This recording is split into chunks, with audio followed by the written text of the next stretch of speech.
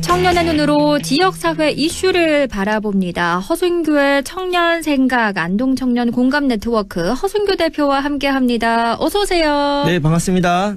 네, 오늘 저희 어떤 주제 바로 얘기해 볼까요? 네, 아나운서님, 올해 여름이 남은 인생에서 가장 시원한 여름이 될 것이라는 말씀 들어보셨습니까? 요즘 종종 하더라고요. 네, 들어봤습니다. 이게 어떤 의미일까요? 네, 내년은 올해보다 더 더울 것이고 내후년 여름은 점점 더워질 것입니다. 시간이 흐를수록 여름이 더워지니까 이제 가장 시원한 여름이 된다는 말인데 네. 바로 점점 심해지는 기후위기, 지구온난화의 심각성을 나타내는 말입니다. 근데 문제는 폭염만이 아니라 올해 극한호우로 많은 피해를 입었는데요. 네. 시간이 올수록 점점 심해지거든요.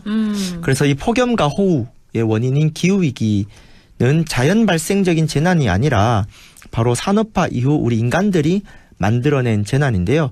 오늘 주제는 기후위기 문제 해결 개인에서 사회로입니다. 네. 우리 삶을 위협하는 기후 문제를 해결하기 위해서 이 개인적인 실천을 넘어서 사회적 정치적인 실천이 필요하고 또 이를 위한 우리 지역민들의 움직임을 말씀드리고자 합니다.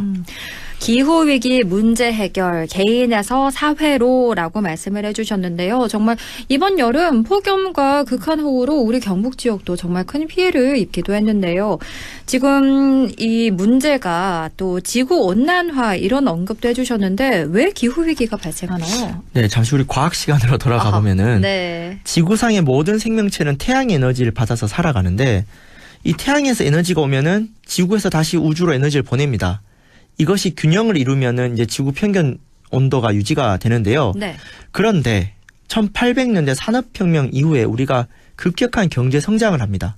이 동력이 바로 석탄, 석유와 같은 화석 연료거든요. 근데 이렇게 화석 연료로 경제 발전을 하면은 막대한 온실가스에서도 대부분인 이 탄소라는 녀석이 많이 배출이 되는데 네. 이 탄소가 너무 많이 배출되다 보니까 지구에서 우주로 에너지가 나가야 되는데 이 온실가스에 흡수되어서 이렇게 에너지가 못 나가요. 그래서 옛날보다 지금 지구가 점점 뜨거워지고 있다고 보시면 됩니다. 그렇군요. 정리를 해보면 산업화 이후에 급격한 경제 발전을 이루는 과정에서 지구를 뜨겁게 하는 온실가스 그리고 이 온실가스의 대부분인 탄소가 많이 배출됐고 그로 인해서 지구가 뜨거워졌다. 이런 말씀인데 그러면 과거에 비해서 지금 우리 지구가 얼마나 뜨거워졌나요? 네, 인류 역사가 1만 년 정도 된다고 하죠. 지난 네. 1만 년 동안 지구 평균 온도 1도가 올랐는데 최근 150년 동안 무려 1도가 올랐어요. 그러니까 이 지구 온도 상승을 사람 체온으로 생각하면 우리 청취자분들 이해하기 쉽습니다. 네. 그러니까 우리 체온이 36.5도인데 1도가 오르면 37.5도가 되죠. 근데 아나운서님, 우리 부모님이나 사랑하는 애인 자식들이 체온이 1도가 오르면 뭐라고 하시겠습니까? 안 아파? 병원 가야 되는 거 아니야? 뭐 이러지 않을까요? 그렇죠. 체온이 올랐구나 하는 게 아니라 네. 병원에 갔냐 하잖아요. 그래서 네. 체온이 변화되었지만 위기인 것이죠. 그래서 기후변화란 말을 쓰기보다는 기후위기라는 말을 쓰는데요. 그렇다면 체온이 2도가 오르면 어떻게 되죠? 119 불러야 되나요? 네, 그렇죠. 이제 응급실 가거나 그 이상이 되면 생명이 위태롭지 않습니까? 네. 그러니까 지구가 이와 같습니다. 그러니까 1도가 올랐는데 지금 감기 걸렸어요. 막 폭염 홍수 난리인데 지구 온도가 2도가 오르면 사람처럼 중병으로 가는 겁니다. 그런데 우리 과학자들이 예상하듯이 지구 평균 온도가 더 오를 것이라고 예상하니 문제가 심각한 거죠. 지금 딱 말씀해 주시는 걸 들어보니까 얼마나 심각한지 체감이 되는데요. 인류 역사 10,000년 동안 지구 평균 온도가 1도가 올랐는데 산업화 이후 150년밖에 안 지났는데도 1도가 올랐다는 거. 이건 정말 심각해 보이는데 또 사람 체온이 1도가 오르는데 병이 걸리니까 지구는 또 얼마나 어려움이 많을까 싶어요. 그러면 지구가 이렇게 점점 뜨거워지면 어떤 문제가 발생하나요? 네, 가장 큰 문제가 먹거리입니다. 지금 저녁 식사 시간이죠. 네. 배고프실 텐데 이 농민들이 날씨가 불안정해서 농사 짓기 어려워져요. 그러니까 농사 짓기 어려워지면 농산물을 안정적으로 공급받기 어려워지죠. 네. 그러면 식료품 가격 오르겠죠? 그럼 식당 운영하는 자영업자분들 원재료 가격 상승하고요. 음식을 사 먹는 소비자 입장에서는 부담이 높아지죠. 특히 우리나라처럼 식량 자급률이 낮은 나라는 안보 위기가 옵니다. 뭐 폭염, 호우, 홍수, 뭐 자연재난이야 말할 것도 없고 특히나 이제 지구상의 얼음, 빙하가 녹으면서 해수면이 상승하는데 네. 대한민국도 삼면이 바다 아니겠습니까? 그렇죠. 바닷가에 살고 있는 지역, 이제 태풍이나 해일 위험도 높아지는 것이고, 뭐 인천국제공항, 부산항, 동해안 바다 이 수백만 명의 생존이 위협이 되죠. 이 물에 잠기면 우리나라 큰일 나지 않겠습니까? 네. 거기에다가 뭐 생물 다양성 감소에다가 각종 생태계 파괴까지 그야말로 이제 총체적 난국이라 할 수 있습니다. 그렇겠네요. 제가 초등학교 때를 돌이켜보면요. 그때 사회책에 보면 사과의 주산지는 대구였거든요. 그런데 이게 점점 더 올라가고 있는 느낌이 든단 말이죠. 이걸 이렇게 생산해내는 지역이. 그런 그렇죠. 걸 보면 이런 농사짓기가 또 점점 더 어려워지고 있지 않나 이것도 체감이 되는데 그럼 이런 기후위기 문제 우리가 어떻게 해결해야 될까요? 네, 간단합니다. 원칙은. 간단해요? 네. 그 전 세계 국가들이 살기 위해서는 그 탄소 배출을 줄이면 돼요. 현재 한 500 정도 되면은 한 250까지 줄여야 되거든요.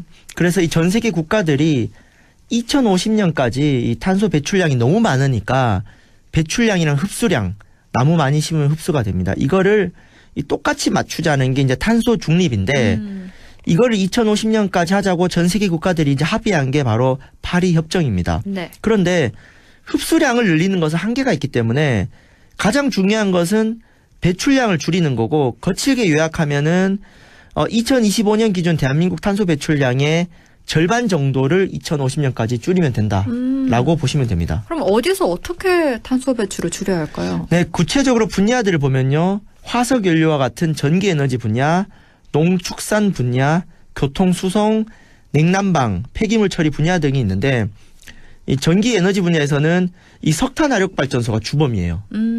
이거를 다 이제 문 닫아야 되고요. 네. 뭐 유튜브 인공지능 챗GPT 하는 경우도 막대한 에너지 소비가 듭니다. 그리고 수송 분야의 경우는 비행기, 자동차, 선박 이 세 군데에서 배출이 커요. 네. 그리고 먹거리 분야. 우리 또 소고기 좋아하시는 분들 많은데 소를 키우고 고기를 만드는 과정에서도 막대한 탄소가 배출됩니다. 소의 방구가스 이런 것도 많고요. 네. 소의 사료를 위해서 땅을 밀어버리다 보니까 거기서도 많이 배출이 되고요. 그다음에 해외 농산물 수입하는 과정에서도 탄소가 많이 배출되고 여름철 에어컨 덥죠. 그렇죠. 에어컨 많이 틀수록 탄소가 많이 배출됩니다. 더워지는 것이고. 네. 그다음에 플라스틱 생산 소비 처리 과정에서도 배출이 많이 되기 때문에 이 쓰레기를 발생하는 과정에서 많이 또 탄소가 많이 배출됩니다. 그래서 쉽게 말해서 우리가 좋아하는 거 먹고 편하게 이동하는 모든 과정에서 탄소가 압도적으로 배출되기 때문에 이걸 다 절반으로 줄여야 되는 겁니다. 정말 쉽지 않을 것 같아요. 우리가 먹고 씻고 움직이고 버리고 이 모든 게 탄소 배출로 가득한 건데 당장 우리 한 명 한 명이 생활 습관을 바꾸는 거는 어떻게 보면 좀 미미하지 않을까 이런 생각도 들거든요. 그럼 어떻게 하는 게 좋을까요? 네, 그래서 이 기후위기 문제는 개인의 실천만으로는 해서 해결할 수 없어요.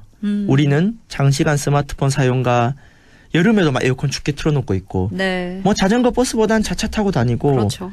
또 소비와 육식을 조작하는 사회에서 갑자기 어느 날 저랑 송나연 아나운서가 저탄소 배출로 전환하기 어렵거든요. 그렇죠. 쉽게 말해서 자차 운전, 소고기, 에어컨 사용, 비행기 여행, 스마트폰을 전부 절반으로 줄여야 되는 거예요. 불편하죠. 불편하죠. 근데 편리하게 살면은 또 다 같이 망하는 거거든요.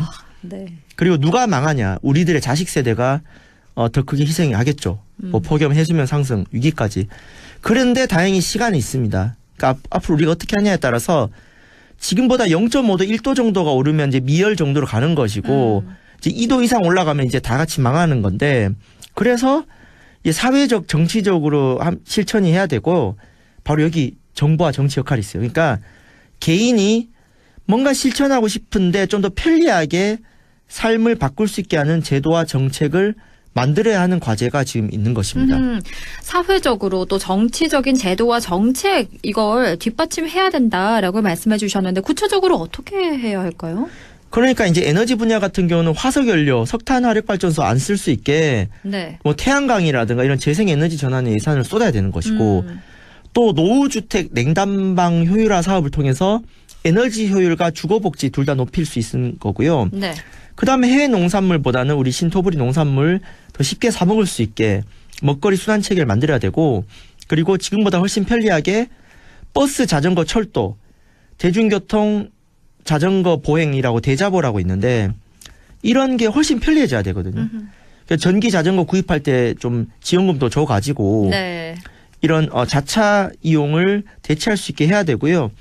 유럽 같은 경우는 단거리 운항 노선을 폐지한 추세입니다. 오, 그래요. 이렇게 철도로 타라 이렇게 하는 거고요. 네. 축산도 마찬가지입니다. 갑자기 내일부터 고기 먹지 마 이럴 수 없으니까 축산 농가의 이런 산업 전환도 지원해야 되고요. 뭐 공공급식에서 채식 선택권을 확대해서 일주일에 한두 번은 좀 고기 말고 채식 먹으면은 이게 탄소 감축 효과가 큽니다. 뭐 이렇게 점진적으로 해야 되는 것이고 무엇보다 쓰레기 발생량을 줄여야 되겠죠.